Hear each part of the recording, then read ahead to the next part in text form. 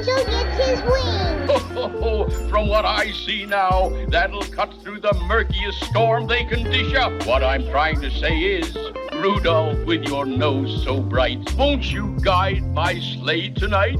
Oh, you don't believe that, do you? Mm-mm. You see, my mother's Mrs. Walker, the lady who hired you. Oh, But I must say you're the best looking one I've ever seen. really? Your beard doesn't have one of those things that goes over your ears. Well, that's because it's real. Just like I'm really Santa Claus. Welcome back to Movie Mingle. I'm Caveman. And I'm Maggie. And today we're celebrating Christmas, our Christmas special. Merry Christmas, Caveman. Merry Christmas to everyone. Merry Christmas, our friends. Thank you so much for bringing us into your home this year and making our silly, sweet little podcast a part of your listening routine. We appreciate it. Yes, I hope you're all ignoring your families and just earpods in listening to this podcast right now. Absolutely, yeah, because that's the true Christmas spirit. Hiding from family when they get to be too much. Yes, escaping to your safe space and just listening to music or podcast. Us. Thanks, guys. Merry Christmas. Merry Christmas. We are sitting here by the light of our derpy Christmas tree. It is a beautiful Christmas tree, but we got it 50% off because it's a little derpy, which honestly, when it comes to Christmas, is the important thing because fuck is everything expensive. Who doesn't have money right now? All hands up? Everyone? That's about right. That's the Christmas spirit. Having no money is truly the spirit of Christmas present, and it's because of all of those Christmas presents under the tree. See what I did there? I see. Yeah, see. Smart. Well, speaking of Christmas spirits, we are bringing you a bonus episode today all about A Christmas Carol. Of course, the classic book written by Charles Dickens back in the and it is the beloved story of Ebenezer Scrooge, the old cranky miser who, thanks to one fateful night, changes his ways because he is shown all of his wrongdoings by three patient ghosts and then changes for the better, except for the Guy Pearce version that we watched, in which case it was fucking bleak and terrible the entire time, and I don't think Scrooge changed by the end of it. That was one redemption story I did not want to see coming. But the rest of the time, we all know the classic story of Scrooge, Bob Cratchit, Tiny Tim, the ghosts of past, present, and future, Marley, and the rest of them in the wonderful story of A Christmas Carol. I love this story. It's one of my favorite Christmas movies. It is one of mine Christmas as well. stories. It's Yeah. one of my favorite Christmas stories. Yeah, You it's and I a have must both- every year. You and I have both read the book. Mm-hmm. I read it very recently, too. And, I was kind of shocked at how not only faithful most of the versions are to it. Guy Pearce, God damn it. A little too accurate. Jesus. No, not yeah. A little too accurate and somehow not accurate enough. But also just kind of how, brisk and to the point that story is. But of course it is. Why would you add any unnecessary edits to it, Guy Pearce? Oh my goodness. I'm sorry. I think you have it out for Guy Pearce. I do. Actually, I really shouldn't have it out for him. I should have whoever wrote that piece of shit miniseries because it's honestly one of the worst things I've seen this entire year. And we had to watch Whiplash. Yes. Yeah. That did happen. I would watch Whiplash before watching that version of A Christmas Carol ever again. So, Yeah, probably. spoiler alert, not my favorite, that one. Yeah, Christmas Carol. Yeah, we all Christmas know Carol. it. We all love it. It was written in 1843. Oh, wow. Yeah. And it's been published for the last, it's been, selling copies for the last 180 years. Mm-hmm. There have been countless stories or countless versions. Countless movies, countless plays, TV shows, radio audiobooks, plays. all of it. Broadway or operas. Yeah. It's a classic story for a reason. It is, the hope of Christmas, I guess. I don't know. I love this story because my dad loves this story, and so we would always watch it every year. We would watch a version of A Christmas Carol, or as many as we could get our hands on. And it's something that you pass down from family to family. We will always watch A Muppet Christmas Carol every year. It would be nice to watch it with our children, but they don't seem to care as much. But one day they'll be like, God, Mom and Dad fucking loved A Christmas Carol. And maybe they'll incorporate it into their, holiday festivities and traditions. You gotta watch Christmas Carol every year because it's tradition, and according to the boys in Letterkenny, you don't fucks with tradition. So, instead of going through each version that we watched frame by frame and beat by beat, we are instead going to be answering a handful of questions that I wrote down, in which we try to decide what the ultimate Scrooge or Christmas Carol take is. And, I'm just going to go out on a limb here and say it's probably the Muppet version, because let's be honest. Spoilers. Well, yeah, but it's the Muppet version. We watched Scrooged with Bill Murray. We watched Christmas Carol from 1984 with George C. Scott. We, of course, watched A Muppet Christmas Carol. And then we watched the Christmas Carol TV miniseries that came out in 2019. God, that was... No wonder it was so fucking bleak. If it had come out post-pandemic, it would have been blamed for deaths. Ugh. Or would have been more hopeful. Maybe it would have been more hopeful, but I doubt it. They really set out to just be like, how can we take this hopeful story of love and beauty and just make it awful from beginning to end? Caveman, Christmas Carol. I love it. You love it. You want to get into it? Let's get into it. So 1992's The Muppet Christmas Carol was directed by Brian Henson. You Son guessed of Jim it. Henson. Son of Jim Yeah. Henson. You got Michael Caine. I'm Michael Caine. Doing a great job as Scrooge. Famously told the creators of the movie that he was going to play the entire role as So straight. and serious as humanly, as if this was the Guy Pearce version. Yes. In his mind, this was him being as serious as possible as Scrooge. Yeah, and it didn't matter While that everything he was, around him. playing against the Muppets. He went into it knowing that, the base of this movie was going to work around whether or not Scrooge was believable, and the Scrooge is believable. Along with Michael Caine, you've got all the voice actors that have been around the Muppets since their beginnings. We've talked about Frank Oz 1,000 times as being one of the most recognizable voices from the Muppets, his most famous voice being Miss Piggy. Dave Goelz, who we were talking about in Inside Out recently, plays Gonzo / Charles Dickens in this movie, which I love that he's Charles Dickens. This might be the movie where my slight attraction to Gonzo comes from. I kind of find him hot in this movie. It's the three-piece suit, isn't it? It's the three-piece suit. Oh my god. I don't know. He's just kind of Put confident and a anything little hot. in a suit. And, Look. or put muscles on it. Hey, put muscles in a three-piece suit on you. See what happens, sir. Oh, the muscles on the three-piece suit? Yes. Oh. Yeah. Nice. Because you couldn't get both muscles and a three-piece suit, so we'd have to build it in like a Shazam superhero costume. Rizzo the Rat kind of is the movie's comedy. Straight man. No, I guess he was comedy. He's Yeah, the comic relief. I guess Gonzo's more because straight man. Gonzo's being serious too. Rizzo the Rat is one of the greatest Muppet characters. I love him so much. I love him in this. I mean, there's so many great lines. Yeah, he's not annoying. No. In it. You would think on paper that seems like a character that would just be annoying to have around, constantly talking over the story, talking over Charles Dickens trying to narrate the story, being silly behind the scenes. But he's so sincere and so happy to just be there. Yeah. But Rizzo's he's also just so goofy. He's goofy, but also pure Yeah. of heart. And I love Rizzo and I love Gonzo. yeah, Rizzo and Gonzo together. What a great fucking team. Great team. Yeah. And they tell a really fun story. Everything is very straightforward from the book still.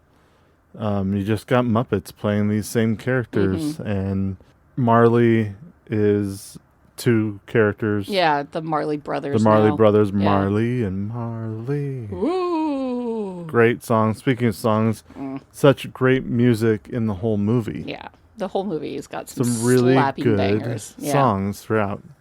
But for the most part, very much keeps to A Christmas Carol. The next one we watched was Scrooged with Bill Murray, directed by Richard Donner, who most people would know as the director of Superman 1 and 2. Also one of my favorite movies when I was a kid. Haven't seen it since I was a kid. probably would have changed my mind now if I saw it again. Be like, oh, I like that. But everybody always talks about Lady Hawk being one of their favorite. Oh, I thought you were talking about Scrooge. I was like, why would you change your mind about Scrooge? But I haven't seen Lady Hawk in forever. Yeah, it's been a long ass time. Wait, why are we talking about Lady Hawk? Because it was directed by Richard Donner. Oh, okay.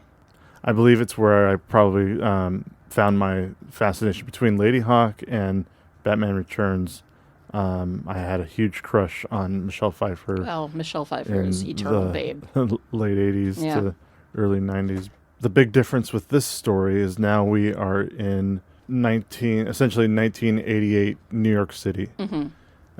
Very, 100 years, 140 years after the book was written, or when the book was supposed to be taking place. Yeah. And literally, A Christmas Carol takes place in Scrooged, like they are putting on a performance of the classic tale. It's the story within the story. He is being haunted by ghosts while at the same time trying to put on a televised version of the story. And he's like a executive producer or associate executive. Yeah, he's pretty high up. I think he's the head of the company. He's the head of the TV division or something, because he does have a boss. The head of television.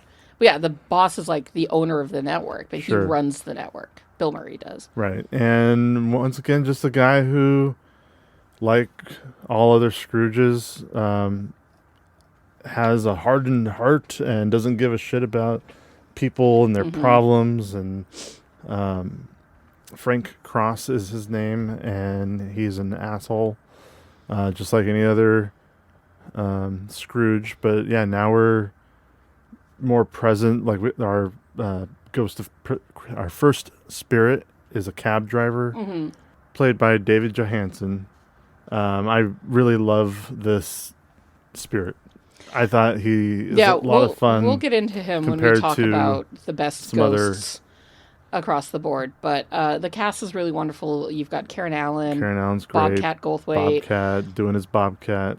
Carol Kane, who is... a very young Alfred Woodard. Yeah, which I clocked immediately. Yeah, no. Alfred Woodard. She's got that her face hasn't changed a lot. No, she's stunning from She is still forever. Absolutely beautiful woman. And then, of course, it's got some classic actors like Jamie Farr, John Forsythe, and Robert Mitchum in it as well. Buddy Hackett. Yeah, I love Buddy Hackett so much. It's a very 80s comedy. Yeah. It's slapsticky. It's spoofy. It's a lot of fun. But it, despite being a more modern take on the story, still goes by the same principle of bad man visited by three ghosts, shown his wrongs, tries to make it right, which is beautiful.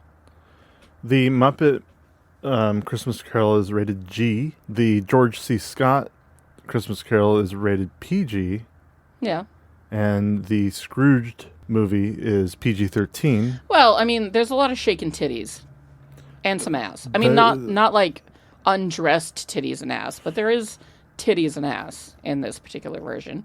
There's a bit more swearing. There is more alcohol use. There's, trying to staple antlers to a mouse. Like, there's some reasons why this would be considered a PG-13 I'm just saying, like, each one of the movies we watched got progressively more mature. Yeah, you're right. And the Guy Pearce one is totally a rated R. It would be rated R if it was a movie. Yes. It was rated TVMA, which is pretty much rated R. Honestly, I bet you if they could have gotten away with it, they would have made it a snuff film. I hated that movie so goddamn much.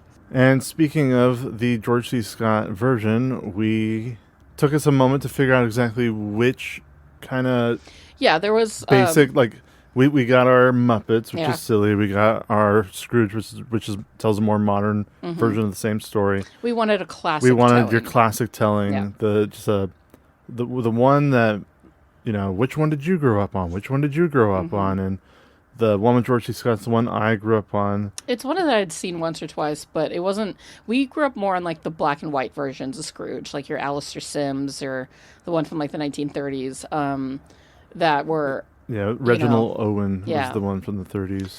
And so, like, I remember watching this one, like, once or twice, but this was the first time I really got to sit down and, like, get into it. I was slightly dismissive of it being your favorite version. Yeah. Because I was just like, I mean, it's fine, I guess. I don't know. And then I really watched it, and goddamn, does this one slap. I would almost say, dare I say, the pinnacle of A Christmas Carol. It's viewed as one of It the is best, one of the if best not that the I best have ever movies. seen. Yeah. It stars George C. Scott as Ebenezer Scrooge. It was directed by Clive Donner, who... Related to Richard Donner? No Oh. relation. No. I asked myself the same thing. First of all, Richard Donner's legal name is not Richard Donner. Oh. I'm not familiar enough with Clive Donner's work, but he had been making movies for... Ever. Yeah, essentially from the 50s all the way through the 90s. Not a lot of familiar movies to me, but he has done some TV stuff for Arthur the King, Oliver Twist, but forever in my mind, he's just the guy who gave me one of my favorite Christmas movies in general, not just A Christmas Carol. not that my favorite Christmas Carol, but also just I love watching. It's because I grew up with my family. This tradition. is the one you watched growing up. We watched it a lot, so it always... I was watching this repeatedly year by year before I ever started watching things like Christmas Story or Christmas Vacation or Elf. Yeah. Was nowhere close to being out back then. This version is considered to be a classic. Everybody taught. When I told, families, friends, my therapist about this podcast that we were doing, this bonus episode, all of them were like, man, the George C. Scott one. And I'm like, damn, everybody loves it but me.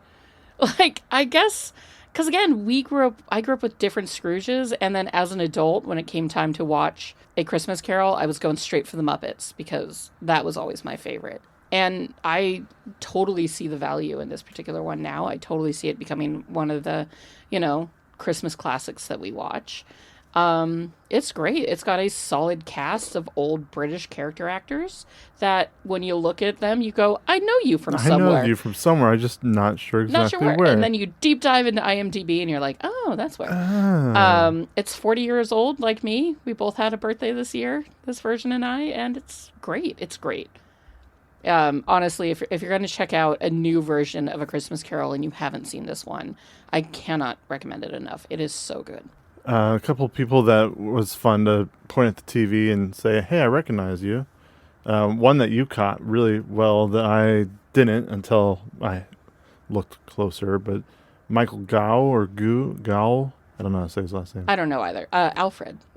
From the Tim Burton Batman movies and the... kind of the longest two running 90s ones. Yeah. He was Alfred at least 5 times, right? Four. Yeah. Schumacher, that's the name I'm trying to think of. Yeah, he was in... Back when, Alfred was a kind of decrepit old man and not hot-ass Jeremy Irons.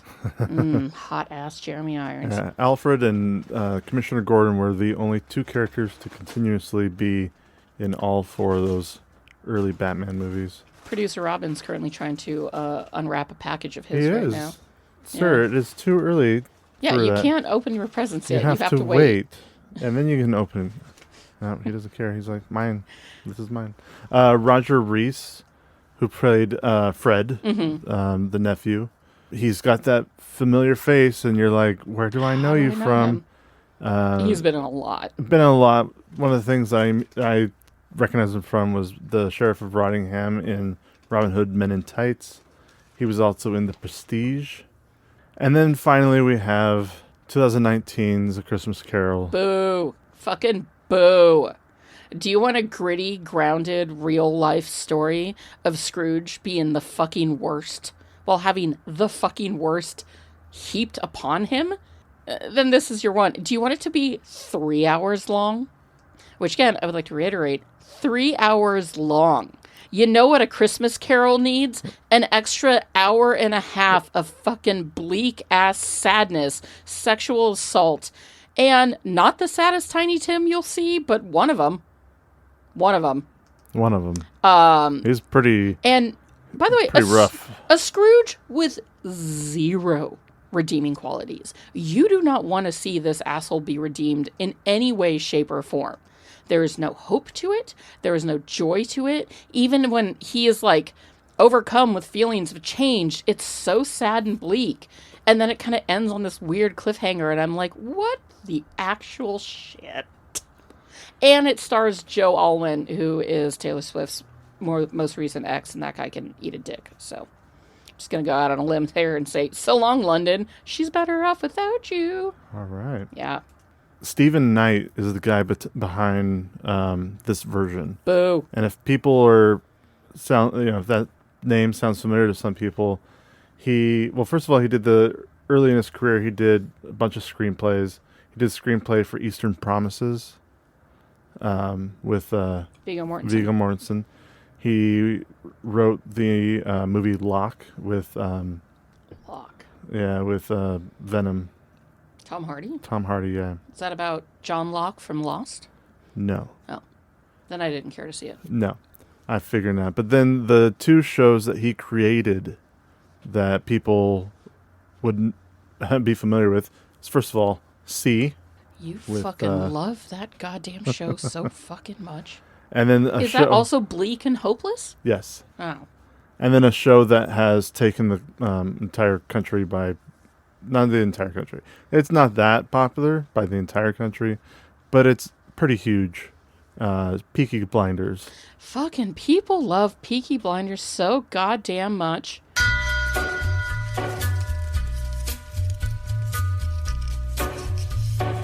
Dusty black coat with a red right hand.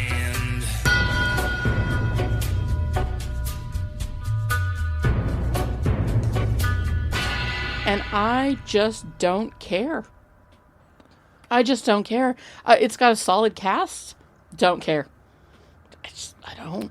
Yeah, after I saw that he was the creator of Peaky No Blinders wonder and this C, version was so fucking bleak. it is bleak God as damn it. hell. And you know what's a bummer? Because it's got a pretty solid cast. Great cast. Yeah. Guy Pearce, phenomenal actor. Babe forever. Andy Serkis, we love him, and we always will. Stephen Graham, great British character actor. It kind of goes on from there. I will say... Jason Fleming's a pretty big in Britain. Caveman Novak, who plays Nandor the Relentless in What We Do in the Shadows, has a small bit part playing essentially, Nandor. Such a random... Yeah. He was essentially playing Nandor. Lenny Rush, the actor who plays Tiny Tim, is an actor with dwarfism. He does a pretty phenomenal job. I will say that of all of the all of the characters in that show, I kind of liked him the most. Because he was sort of ever happy and Tiny Tim usually is. Yeah. And he was a pretty solid Tiny Tim. The rest of the cast was fucking Bummersville in terms of, like, every character. What they did to Mary Cratchit is unforgivable in every possible way. I won't ever be not angry about that. Because how dare they have Scrooge not sexually assault, but definitely sexually harass Mary Cratchit, and then give her the money that she needs to save her son's life, and then she's got to keep that a secret from her husband forever. Like, what? In what? Why would you? In what? Yeah, this fucking version is Bummersville, I guess, England, not USA, and Bummersville, UK. It could be the name of this version, because there is just nothing hopeful or joyous about it at all. And the Scrooge is so irredeemable that even the series is like, we don't really actually redeem him in any way. We kind of do, but we don't. Yeah. And it's not just what happened to Scrooge to make him so miserable and his backstory with the Cratchits. They took out the part with the two men that are raising money for charity. They took out Fezziwig and kind of the hope that he brings to the story. Scrooge's sister is still there, but they just kill her off pretty easily, and she also wasn't that bright spot of hope that he always kind of needs her to be. She is to an extent, but not that much of an extent. Like, it's just fucking Bummersville, UK, and if you want to watch it, fine, but it's 3 hours of bleak nonsense. So honestly, save yourself, because save your time. Fucking terrible. 3 hours is too much. It's too much Scrooge. To the point where, like, as much as I would like to watch another Scrooge, to wash the taste of this one out of my mouth, I might need a break for about a year. I've seen so many Christmas carols now. Yeah. That, let's be honest. I might still watch the Muppets version next year. Well, definitely. And, like, I would totally, like, right now watch the Mickey Mouse version that's, 45 minutes long and perfect. So, when it comes to Rotten Tomatoes, Muppets Christmas Carol got a 77% from critics. It's decent. It's decent. I mean, for a Muppet movie, it's one of the most... It's but it's good. I know Like, the music's good. I know. The telling of the story's good. Everything is Preaching to the choir here, funny honey. and carefree. But I will still say certified fresh though with a 77%. that, like, I don't know how well it did, and please don't feel that you have to look it up right now. But I don't know how it did box office wise. But it came out in the late 80s. Like, it was a classic. It's become a classic over the last, close to 40 years now. I'm not surprised it doesn't, it has a lower score. It's fine. 77 for back then is pretty great if you think about it. It's got a 86% from audiences. That's what I don't understand, because who are the 14% of people that are like, I don't like this version? I have no soul, and I don't. They're the care people that about liked the fucking Guy Pearce the Guy version. Pearce one. Alistair Sims' Christmas Carol has an 86. Yeah, that's why I wanted to watch it, but we bumped it for a more modern And the take. 1938 version with Reginald Owen has 100%. Well, yeah, but that's because there were only like 2 critics back then. And they were both like, we like it. So then our Guy Pearce version has a 52% from critics and a 58% from audiences. That's about right. That is about how I would put that. Maybe even less. That's about. And then, in case anybody was wondering, the Jim Carrey version has a 52% from critics and 58% from. I never saw that for 2 audiences. reasons. One, I was pretty tired of Jim Carrey, and 2, the uncanny valley of it all was just stopped me right there. Like, can't do it. It's that weird fucking animation Robert Zemeckis, and I can't do it. A Christmas Carol with George C. Scott. It was a TV movie, essentially. On Rotten Tomatoes, it has no critic Interesting. number, but it has a 75% from audiences. And then Scrooge has a 71% on both critics and audiences. They agreed very much on that one. Okay. So we are kind of looking at the Muppet Christmas Carol has the highest percentage on Rotten Tomatoes, because of course it does. It's flawless in every way. Muppet Christmas Carol also was made for $12 million, and it made 31. So it more than doubled its production, Good for which them. was a success. And has made plenty over the years. Oh my god! Yeah. I'm sure they get money for it being on, Netflix or Prime or whatever. Disney Plus. Disney Plus is what it's on, since Disney does own the Muppets. So yeah, it's part of my regular rotation every Christmas. I mean, every year for me, it's usually a Muppet Christmas Carol, Arthur Christmas, and maybe Elf, but like I can take it or leave it depending on how much of Will Ferrell I've had that year.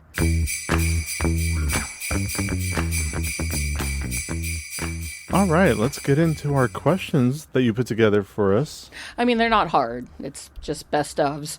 But first and foremost, right out of the gate, who's the best Scrooge?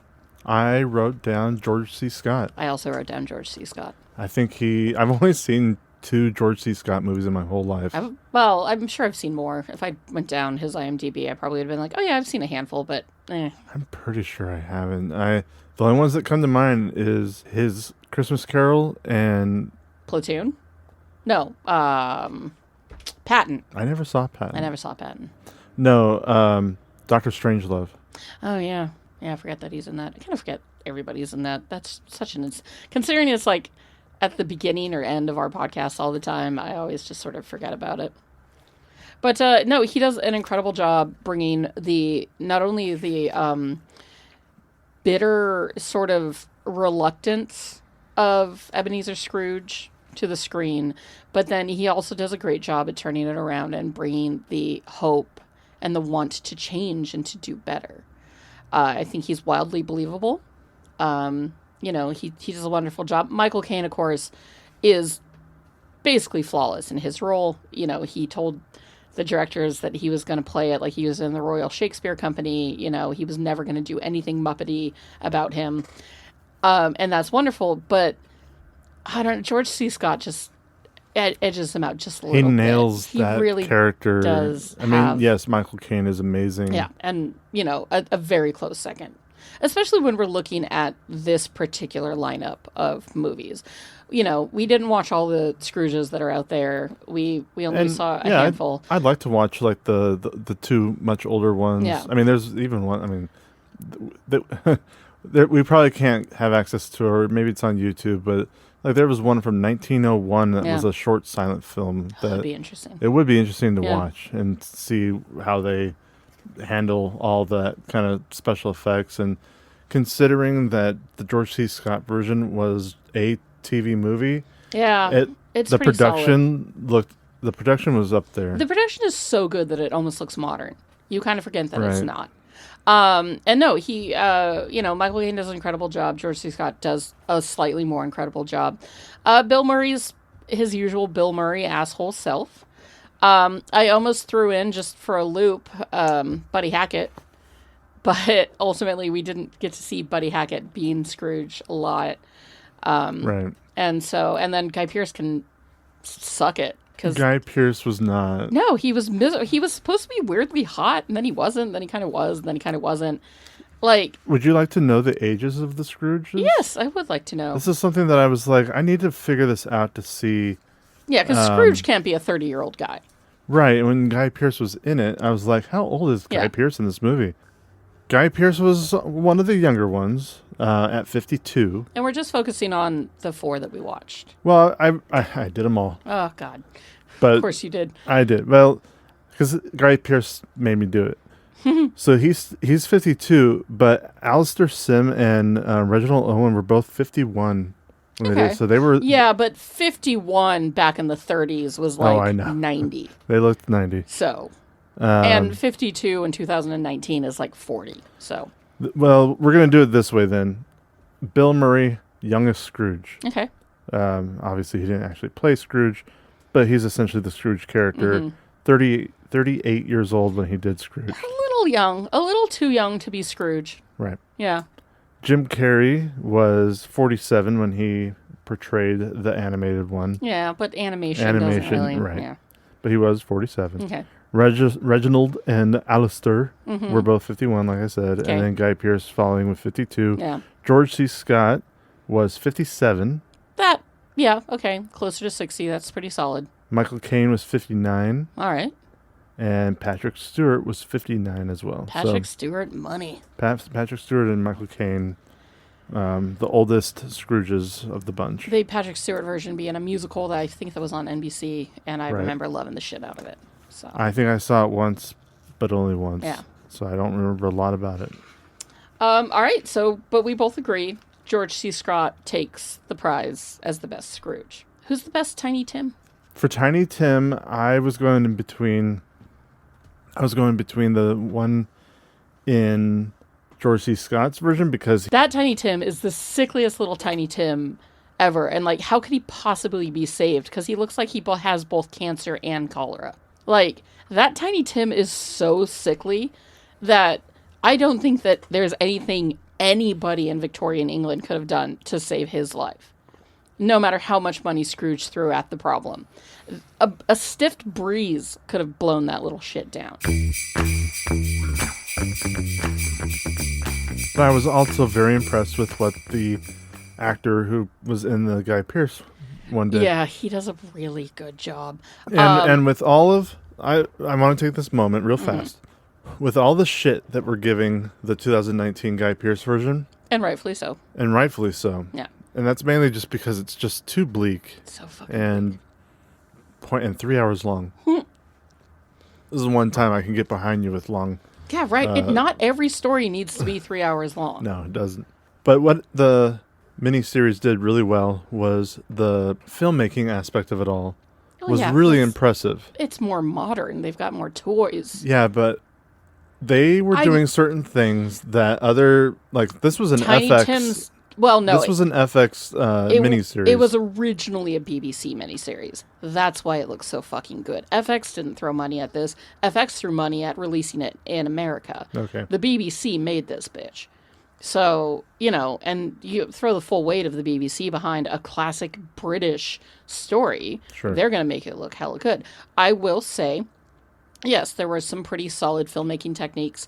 And the scene where Tim was like drowning above Scrooge. Yeah, and the ice that he breaks through is essentially Scrooge's ceiling of his office. Yeah, and you see him floating above him and drowning. That was a really powerful moment. It was a powerful moment, and it looked really fucking cool. I will agree. There's a scene where Scrooge runs into this village or something. Like everything's burning around him. Mm-hmm. I can't remember the situation or why everything was on fire. It wasn't the either mine collapse or... No, the mine collapse was a separate thing. And it wasn't the fire at the... No, I guess they never did have a warehouse fire, did they? Something was on fire.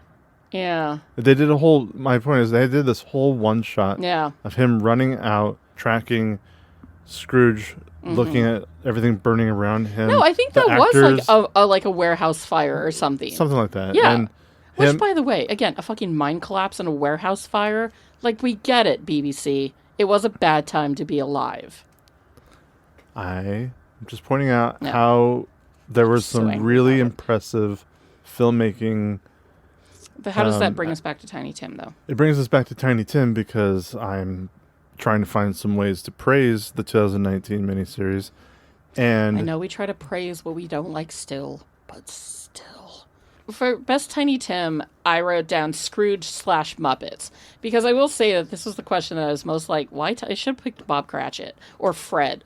But, like, Tiny Tim's kind of the heart of the story.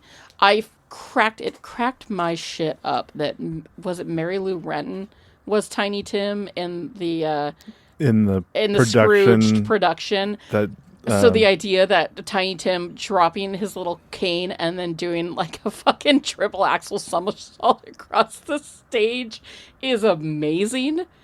It's amazing. Because that's what Hollywood used to do. Hollywood they used to take celebrities based off of their whatever they are famous for. I mean, we still do it. Look at that poor kid that was on the pommel horse at the Olympics and, then they forced him into Hollywood. Like...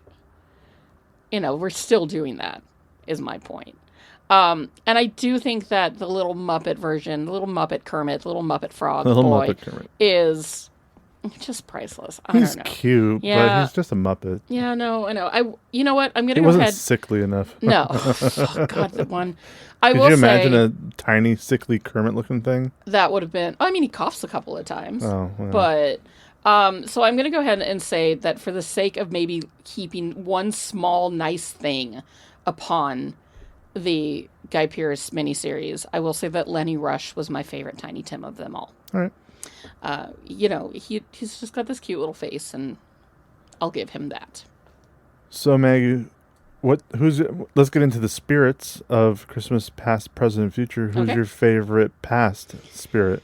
This is a tough one because I love the idea in the book originally, of course, and then, for the rest of every other iteration for the most part, the ghost of Christmas past is always this like tiny little ethereal angel, feminine angel, usually played by a woman. The Muppet version, it's great because they use the Muppet that they filmed underwater, so her hair and her dress are just floating in the wind, and it looks really, really beautiful. But I fucking love David Johansen because of a little movie that nobody has ever seen called Let It Ride, where he plays Looney. And I loved him in Scrooged. I thought that he was... I just had so much fun with that character. I loved that he was a taxi driver. I loved his sort of like gross, sickly, almost Beetlejuice-esque like decay that was around him. I love his smoky laugh. He is a singer. I wanted to pick somebody other than him, but I couldn't because I just fucking loved him so much. So for me, it was David Johansen playing the cabbie in Scrooged. What about you, Caveman?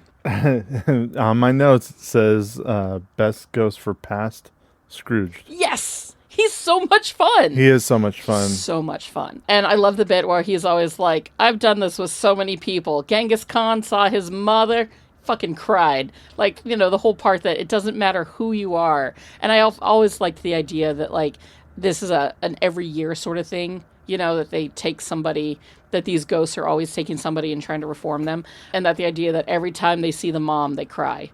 Yeah, David Johansen was great. And I loved him so very much. Although I think the Muppets is a close second. Andy Serkis did do a very good job, because Andy Serkis never fails to do a good job in the Guy Pearce version, but ultimately he wasn't on screen a lot. Like, they always were swapping him out for some other actor. And then the George C. Scott version, the woman who did it does a pretty decent job, but she was just a little too, I don't know, 80s androgyny for me.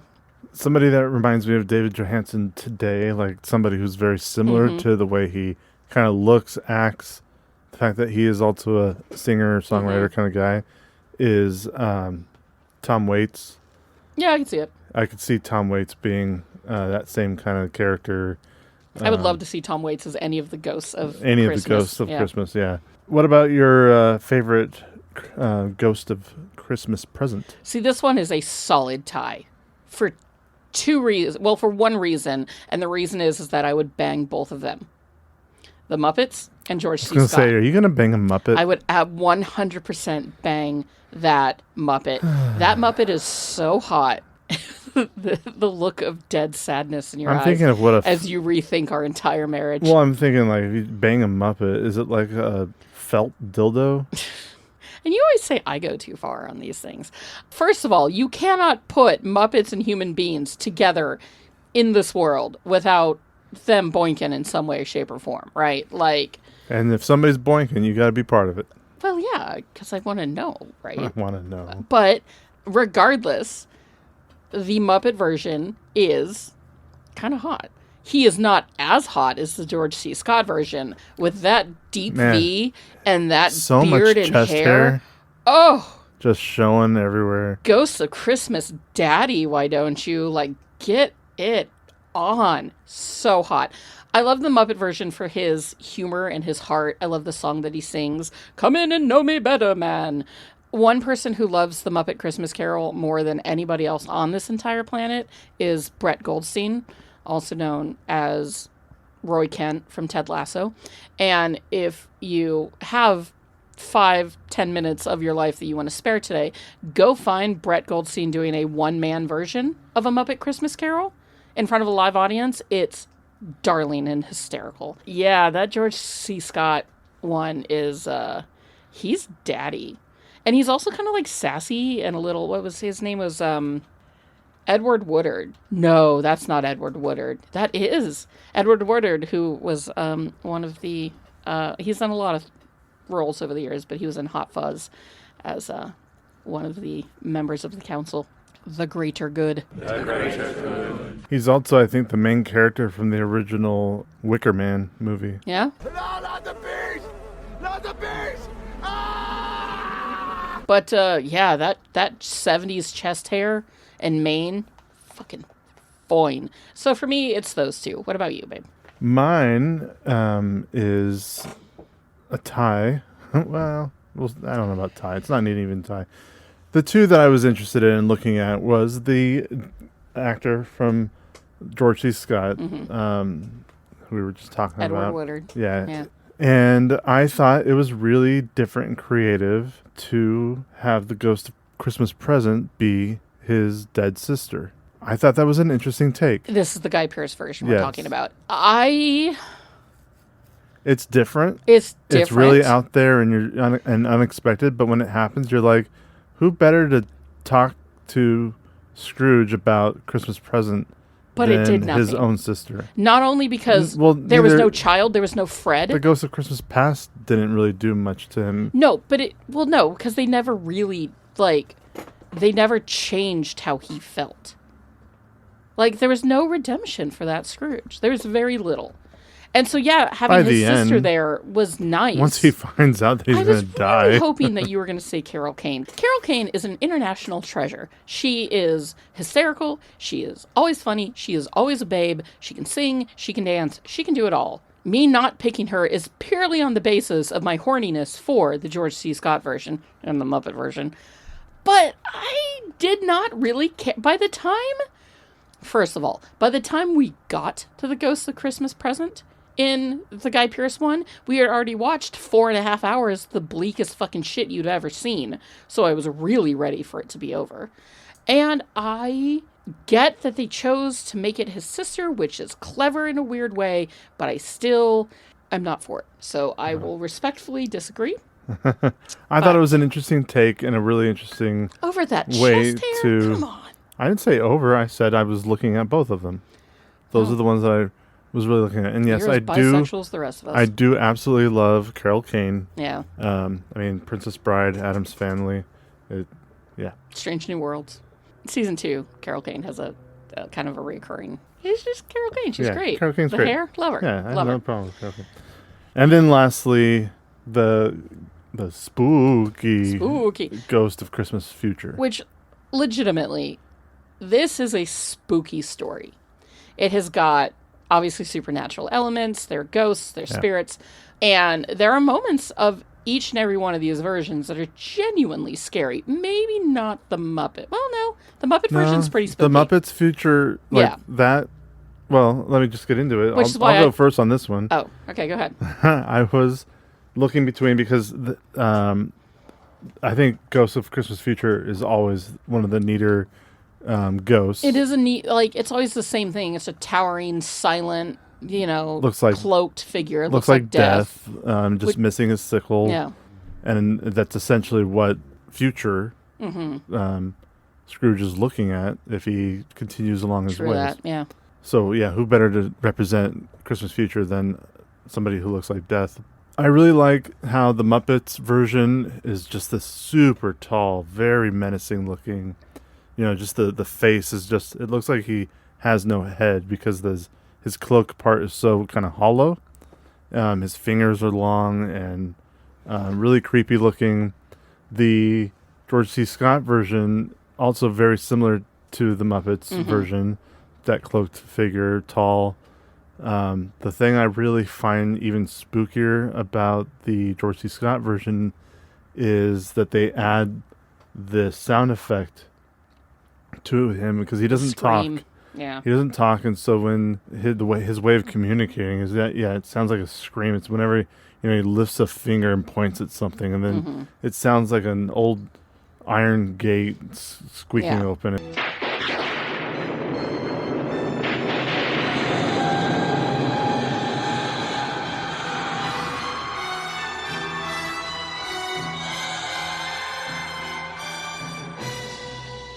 Just like, So is that your choice? between the four that we saw, yes, I would choose George C. Scott's. The George C. Scott's version is probably the scariest. Yes. Of them all. It's not bleak, but it is a little disturbing and scary in parts. For me, it's the Muppets version because. And not that that's the hardest puppet to render. They just put a man in a big costume. But the articulation of the hands, because I've seen that movie so many times that I kind of spent that movie watching the background, seeing how they made things, looking at the sets and the matte paintings and whatnot. But the way his hands move, those long, spindly fingers and pointing and then pulling back was... that's a tough one because it's hard because they're all more or less the same. The Scrooge version does a good job by making it kind of like a TV screen that, he's interacting with. Creepy, too. Still creepy. Still creepy. The Guy Pearce version, it was interesting because you see his face, but his mouth is tied shut. Right. Honestly, I can't believe that it took that fucking version to point out that the reason that the Ghost of Christmas Future doesn't speak is because the future has not yet been written. So it cannot speak to... Yeah, right? Isn't that kind of annoying that you're like, oh, now I'm getting it. I like it. And the George C. Scott is legit spooky. Like, legit spooks. But there's something about the Muppet version that just, for me, is kind of the end-all. So I think that he's definitely my favorite there. And question number 4, which version has the best music? That's the Muppet version. Right? Yeah. mean- I don't even know why I wrote that question down. Like, it's the Muppet There's a lot version. of caroling in all of the movies. Yeah. There's a lot of like bands playing. I really love. There's some really good music in the George C. Scott There one. is, yeah. Not Not only just, like, some background original music too, but- with carolers singing original music. But you can't beat the Muppets. Like nailed it with their original songs Why are the songs in A Muppet Christmas Carol so good, Caveman? because they were written by the legendary Paul Williams. The legendary Paul Williams, who has written so many songs for the Muppets over the years, including the classic Rainbow Connection. Yeah, The music in A Christmas Carol, or in the Muppet Christmas Carol, is genuinely great. yeah. Paul Williams was famously the composer of the Muppet movie. He's been the composer in many movies, but the Muppet movie is the one that I grew up on. And you've never seen the original No, Muppet I movie haven't. from Which is 1979. shocking, but It's We'll such save a it for the good, podcast. fun movie, and yeah, he does all the music for that, and that movie included Rainbow Connection. the song that they sing to catch you up on who Scrooge is, incredible, including possibly the best line in the whole series, which is "There's no cheeses for the Mises." Great song. It's a great opening song. I don't like the Marley and Marley song. It gets stuck in my head a lot. Ooh. But I'm not a really big fan of Sattler and Wardoff. They are so they're much so fun. much fun, but they're fun in doses. In doses, and they usually are in doses. Yeah, that's true. They're not usually around like really long. Yeah. Even But in the updated Muppet movie, there needs they're to barely be in a there. weak song, and for me, it's Marley and Marley. There needs to be one. There needs to be, because you can't. Not every song can be a top tier banger. I think they're all top tier bangers, and Marley and Marley's just on the bottom of that list. Still a top tier banger, just not as good as the other ones. It's up against a lot of really good songs. Song, "It Feels Like Christmas" that the Ghost Christmas Present sings. Yeah, Fucking that's a great banger of one. a song. All of it. Even "When Love Is Gone," which is a cut song, is really good. "Thankful Heart" that Scrooge sings at the end, perfect. It's an unfair question to ask because it wasn't like we were going to be like, well, I don't know, the George C. Scott had a really particularly good soundtrack. You can't go up against the music of the Muppets. So, it's the Muppets that has the best music, and it always will be. "One More Sleep Till Christmas" might be my second favorite Kermit the Frog song ever, behind Rainbow Connection, because it is just such a pure song.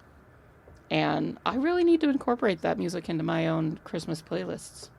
Question number 5, Maggie. Mm-hmm. Best human? I honestly was unsure what that meant. I meant best human one.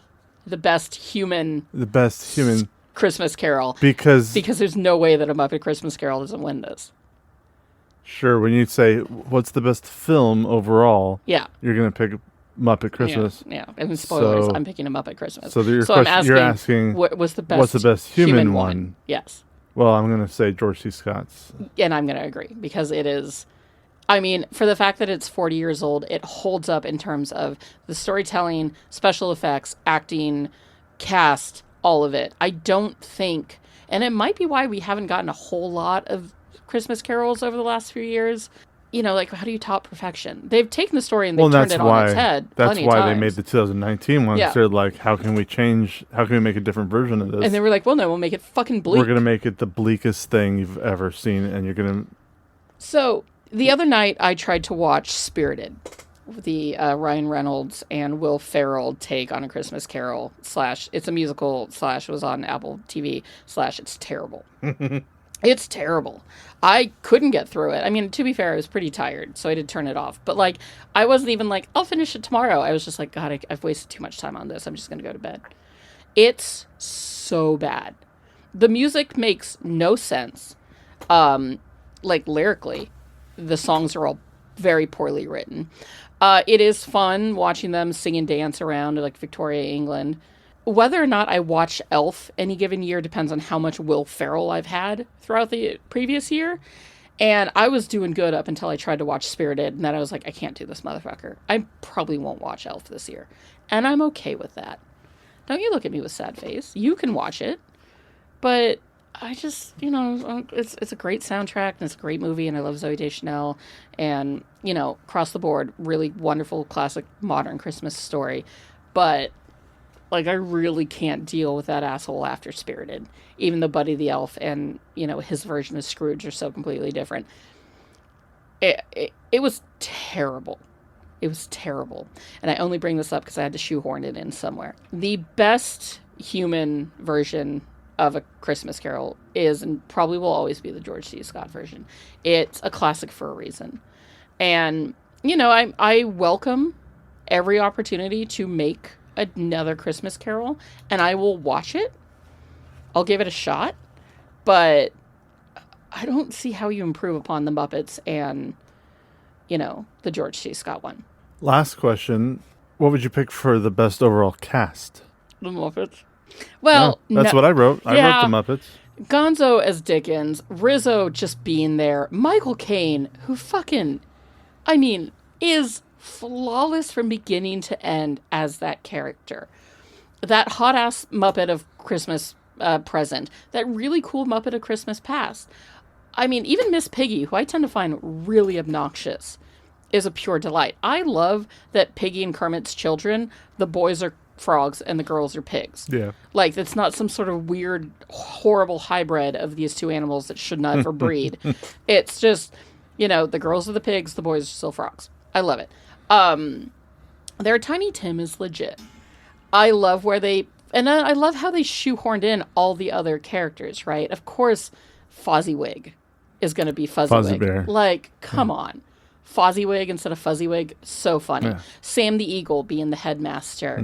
The penguins just being there. Like, whether you get Dr. Bunsen, Dr. Honeydew, and Beaker. Like, so good. I will say that Scrooged is another incredible cast of both modern day comedians. Karen Allen, who is still one of the most beautiful women to have ever existed. Karen Allen plays the love interest in Scrooge, and she is so beautifully pure that you take one look at her big old smile and you're like, I'm in love with you until the end of time. The George C. Scott version is a bunch of great classic British character actors, and the Guy Pearce one has Joe Alwyn, and we don't like him, so we don't like him. So Muppets, man, the best overall cast, it has to go Muppets. And you feel the same way. I do. Yeah, absolutely. Not only do the Muppets are the Muppets. The Muppets, they're the actors. They are, like, that's the thing.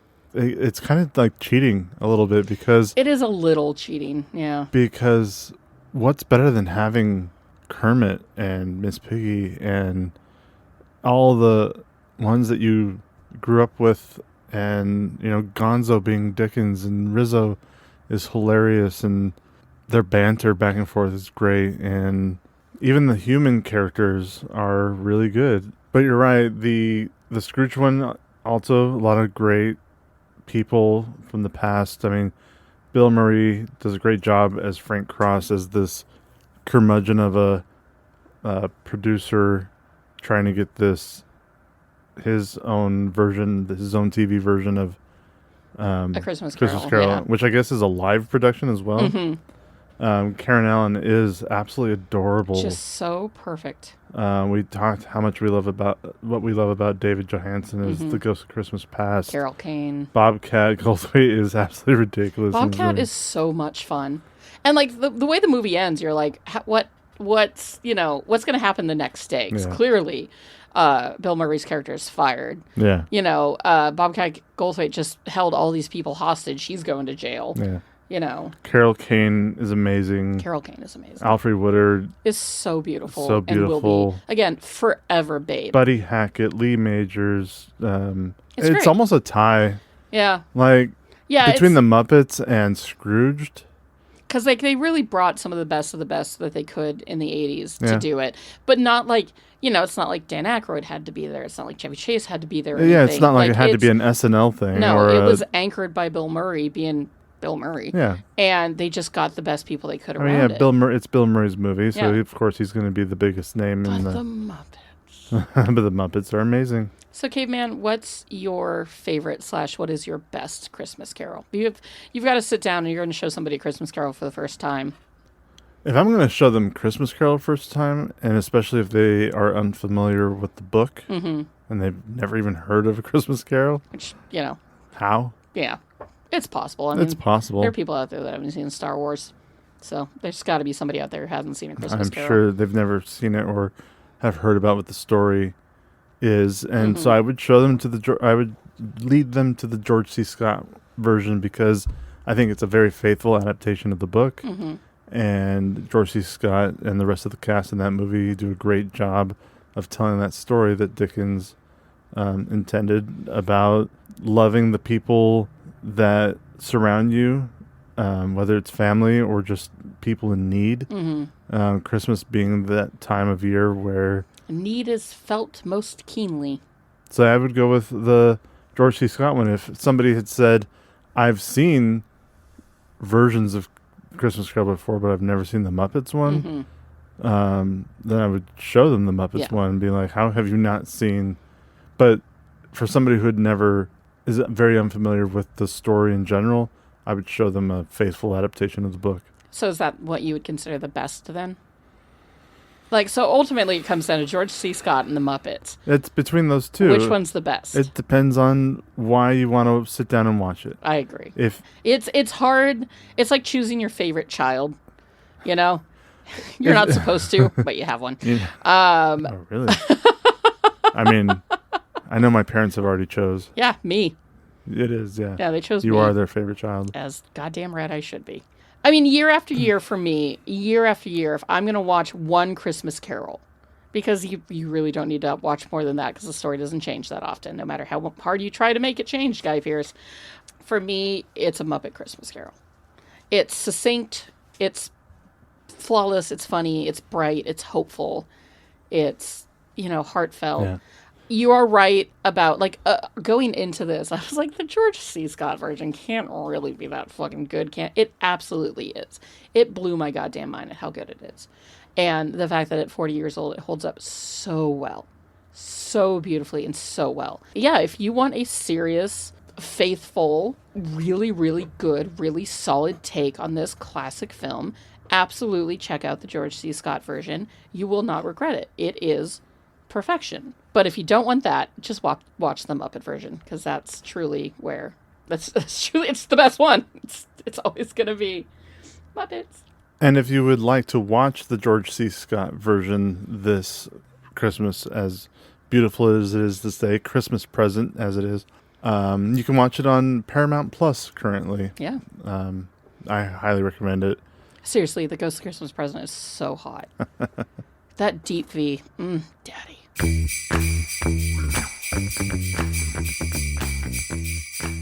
So, Maggie. Yes, Caveman. I have 2 questions for you. Let's do it. Christmas must be a big deal then. Yeah, I mean, they invented Christmas. Right. I mean, so you go there, you feel like you're in the North Pole. It's lots of warm wines that you can drink. Everyone in the room holds hands, and we all sing and dance around the tree. It's like a Danish thing. It's all with actual candles too. In the tree? Yeah. Well, that's not safe. The Danes are fine with it, and we're dancing around. And you're dancing around it, drunk on warm wine. It's the best. He's got to be talking about spending Christmas with his in-laws. Yeah, much. Because his wife is Danish. Yes. And as much as I don't like Ellen, I do love Oscar Isaac. So thank you for that. I'd never heard that before. When I need Oscar Isaac to talk about Christmas specifically, it's not like he's in a lot of Christmas movies. He is not. Although he was in Nativity. So he played Joseph in Nativity. Nativity. Yes. Not Nativity? Nativity? Nativity? Nativity? Nativity is... Nativity? Nativity. Nativity. Yes. Fucking potato. He did play Joseph in a story about the birth of Jesus. And he's also going to be playing Jesus himself. My Lord and Savior is going to be playing the Lord and Savior in a animated movie coming out, which I find interesting because on the one hand, I'm like, I don't think he's particularly religious, and this seems like it's a very religiously based movie. But on the other hand, the man deserved to make his money. So you go, Oscar Isaac. Job's a job. What do you want? would hope that he's hung like this. Anyway, I'd get down on my knees and pray to Oscar Isaac. so Maggie, would More than the pray. presence of Oscar Isaac have made any Christmas Carol better? In other words, are you asking me if Oscar Isaac should make a Christmas Carol? Yeah. Yeah, Why not? absolutely. Please, God, put Oscar Isaac in a Christmas Carol. I want that so badly. I would want an all Latinx reversion or a version of it. You know, why can't? I'm sure other cultures have taken the story and have turned it, into their own. And I think they should keep doing it. And I think that Oscar Isaac should definitely be in it. He could play any character he wanted. Oh God. Yeah, the Christmas Carol has been, like when we were talking earlier about all the different versions. There's all these different versions of a Christmas Carol in America. Yeah. But then there's the same thing in places like Spain and England and Well, England's where it came from. right, I but know, but they've done it plenty there. I would love to see like a Japanese Christmas Carol, an Indian Christmas Carol, a South American Christmas Carol. I think it would be wonderful to see, an Australian Christmas Carol that takes place in the summer. That would be a delight. That would be so much fun if they did an Aussie Christmas Carol and it was just all like flip-flops and beach shorts, bikinis. Oh my God, that'd be amazing. Hollywood, make that. Australian Hollywood, make that. Taika Waititi, there's your next big hit. So if there was one part in all of A Christmas Carol, it doesn't matter which movie. Yeah. Just think about the basic Christmas Carol story of Charles Dickens. Uh-huh. So it doesn't, it's not movie specific. Which character would you want Oscar Isaac to play in A Christmas Carol? I mean, I think he'd make a great Scrooge. He's got the years on him now. I mean, he's in his early 50s, I'm pretty sure. I think that he would make a great Scrooge because he can be mean and cantankerous and cruel, but he also can be loving and kind and heartfelt, and he's hot. So, you don't have to have Guy Pearce as the hottest Scrooge anymore. Although, I mean, if we're ranking the Scrooges that we just watched, I definitely would take Michael Caine and George C. Scott before I ever went down to Guy Pearce land. Yeah, I think he'd make a wonderful Scrooge. He could play any role in that entire series because he's Oscar Isaac and he can do anything. He's an incredible actor, which is why I spend so much time thinking about him. Yeah, I think he'd make an incredible Scrooge, and he could do an animated version and he could do a live action version and he could do a version just for me. I could also see him do a really good Ghost of Christmas Present. It would be a really great Ghost Christmas Present, especially as long as you kept that deep V. Keep the same costume that the other actor got. Deep V. I would like to see Pedro Pascal's Tiny Tim, and no, I will not be taking questions on that.